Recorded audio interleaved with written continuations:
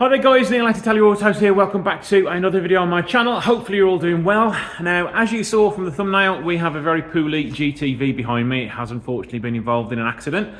Now, it has been sat with me for a week. I've been on holiday, so I did have a quick sort of 30-second look at it, and it is quite bent. So let's have a look at it and see if this is salvageable. So yes, it has had quite a nasty bump. You can never tell how bad it is with these GTVs because the bonnets always spring back into position because they're made of fiberglass. And yeah, down there, he's looking rather bent. Looking at it, I'd say that chassis leg has gone down as well as twisted in. The front bonnet support has been ripped off its mount entirely.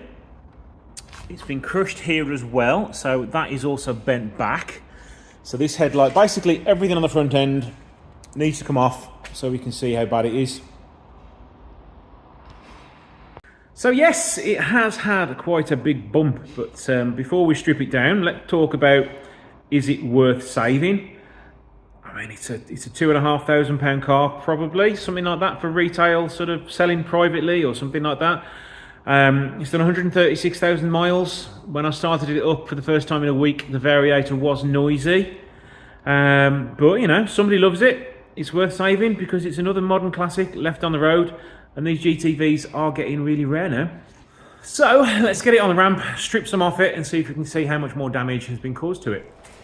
Now, GTVs are actually really robust cars when it comes to crashing at the front. They are like made of rocks. So to get a car to be this damaged, it must have hit at about 25-30 miles an hour, I'd say, to cause this damage. I have bought plenty in the past and they have shown no damage to the chassis rails or the front panel, even though the front bumper is smashed to smithereens. So this car has had a very good impact indeed. Stripping it down, started with undoing the front bolts at the front, and then there are 4 Phillips screws, 1 on each side of the bumper and then 2 on the bottom of the bumper. Most of the time you find the 2 nuts on the bottom of the bumper are actually missing. It seems to have bent these bolts so you can't even lift them out easily anyway. A little bit of force with me pry bar, they've come out.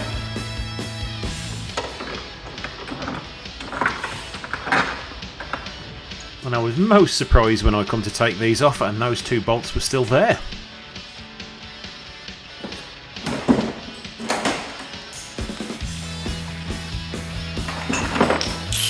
It's raining glass and debris on me.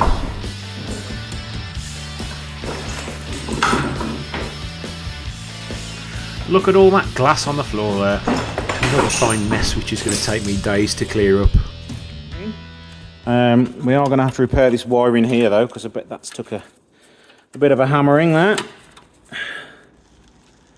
I know, all okay, maybe one wire I want sorting out. So now let's get rid of the excess debris, the broken lights. Let's pull the radiator off and see how bent it is underneath. I may even cut this front bar off here just so we have a little bit better access.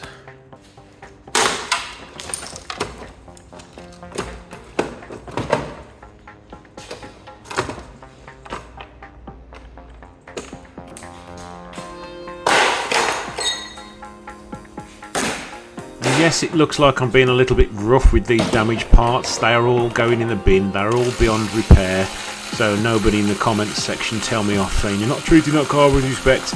It's because they're all damaged and they're going in the bin.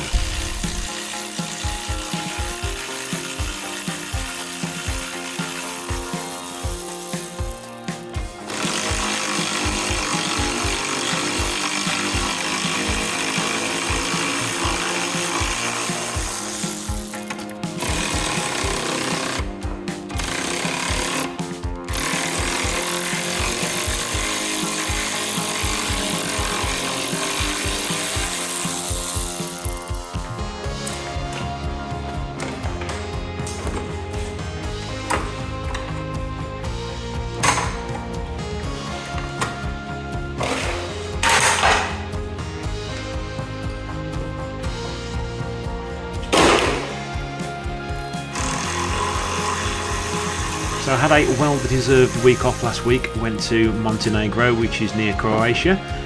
Spent a few days there in the sun. The weather wasn't the greatest, unfortunately, but we did do a trip to Dubrovnik, which is the medieval city used in Game of Thrones, and we got to see the Steps of Shame. Quite an enjoyable week, really enjoyed it. It was well worth the trip out. While you guys in England had that massive rainstorm, we had a massive thunderstorm and a huge downpour for one whole day. And we got to see some nice lightning strikes. So I got a chance to recharge my batteries. I'm now back and raring to go. I suppose the big question is, does it still have water in it?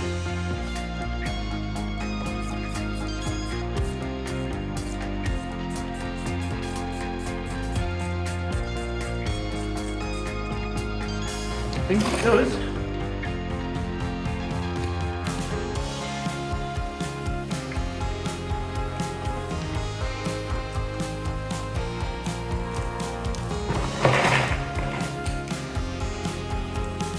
Well, I suppose that's one promising factor, is it still has water in it, and I mean literally water, no coolant in that at all. So let's drain that out now, and then we can pull the radiator off, and hopefully we can see the extent of all the crash damage.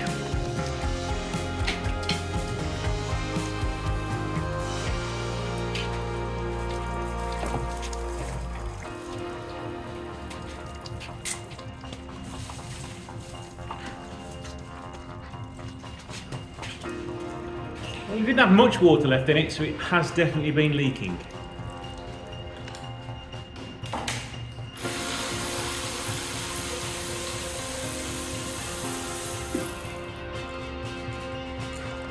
If this one comes out without snapping, I'll be amazed. Oh hey, looks like we've done it.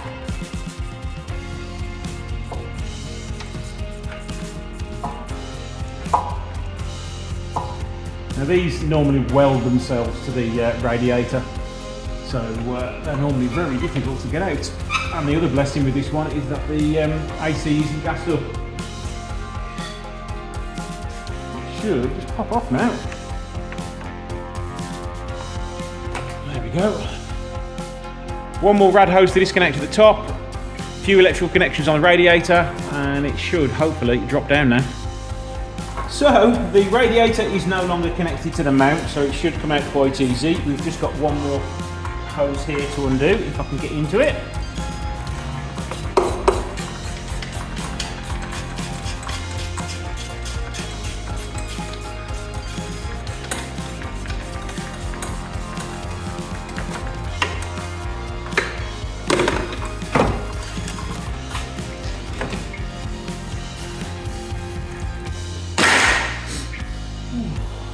Right, power steering pipes are still okay, it's just a bit pinked here, so that's going to want changing as well.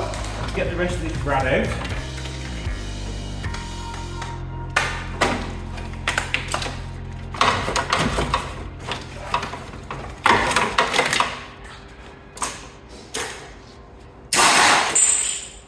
Right, what I'm going to do now, I'm going to try and pull this part forwards, so I can have access to this chassis leg and stop it being so bent back.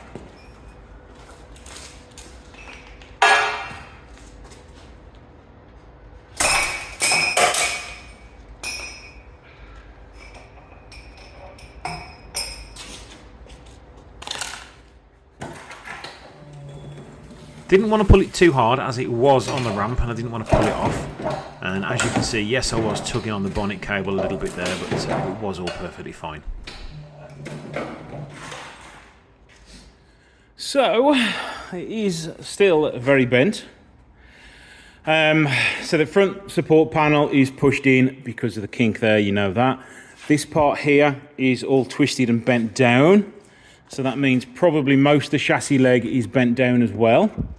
Hopefully it hasn't caused any damage up here. Quick look under here as it's now all apart. I've noticed it does have a equal length manifold on it. We've got a crack here and oil leak coming down there, but more than likely it's from the rocker gasket. Under here, yeah, you can see it's bent in there again as well. You can see from underneath how much that chassis leg has bent in there. Can't really see anything else untoward here. Yeah, it's bent there in as well. There's a crumple there.